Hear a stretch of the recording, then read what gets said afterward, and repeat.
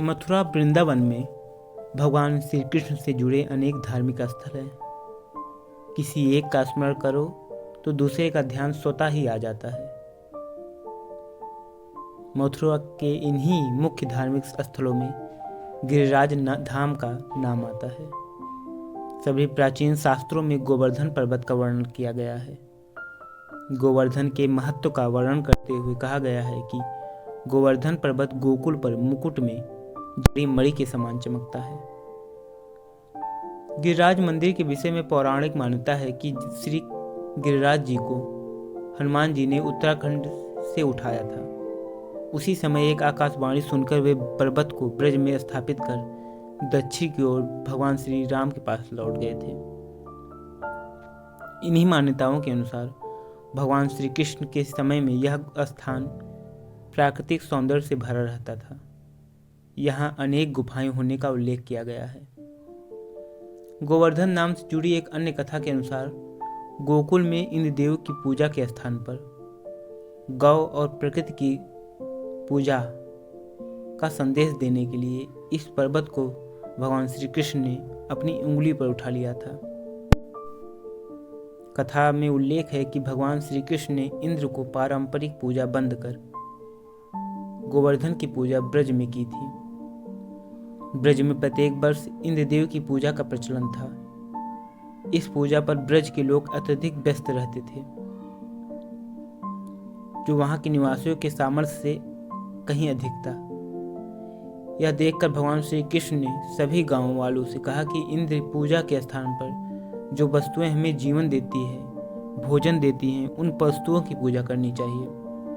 भगवान श्री कृष्ण की बात मानकर ब्रज के लोगों ने उस वर्ष देव इंद्र की पूजा करने के स्थान पर पालतू पशुओं, सूर्य, वायु और जल तथा खेती के साधनों की पूजा की। इस बात से इंद्रदेव नाराज हो गए।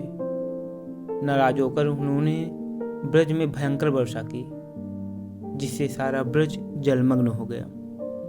सभी दौड़ते हुए भगवान श्री कृष्ण के पास आए और इस प्रकोप से बचने की प्रार्थना की। भगवान श्री कृष्ण ने उस समय गोवर्धन पर्वत अपनी उंगली पर उठाकर ब्रजवासियों की रक्षा की थी। उसी दिन से गिरिराज धाम की पूजा और परिक्रमा करने से विशेष पुण्य की प्राप्ति होती है। गिरिराज महाराज के दर्शन कलयुग में सतयुग के दर्शन करने के समान सुख देते हैं। यहाँ अनेक शिलाएं हैं। उन शिलाओं का प्रत्येक खास अवसर पर श्रृंगार किया जाता है। करोड़ों श्रद्धालु यहाँ इस श्रृंगार और गोवर्धन के दर्शन के लिए आते हैं। गोवर्धन पर्वत की परिक्रमा कर पूजा करने से मांगी हुई मन्नतें पूरी होती हैं। जो व्यक्ति 11 एकादशियों को नियमित रूप से गोवर्धन पर्वत की परिक्रमा करता है, उसे मनोवांछित वस्तु की प्राप्ति होती है। यहाँ के मंदिरों में न कोई पुजारी है, न कोई प्रबंधक है, फिर भी सभी कार्य बिना किसी बाधा के पूरे होते हैं। यहाँ के एक चबूतरे पर विराजमान गिरिराज महाराज की शिला बेहद दर्शनीय है। इसके दर्शनों के लिए भारी संख्या में श्रद्धालु जुटते हैं। महाराज गिरिराज की शिला को अधिक से अधिक सजाने की यहाँ श्रद्धालु में होड़ रहती है। श्रृंगार पर हजारों लाखों नहीं बल्कि करोड़ों रुपए लगाए जाते हैं। यहाँ की वार्षिक सजावट की व्यय किसी बड़े मंदिर में चढ़ावे की धनराशि से अधिक होता है। यहाँ साल में 4 बार विशेष श्रृंगार और 56 भोग लगाया जाता है।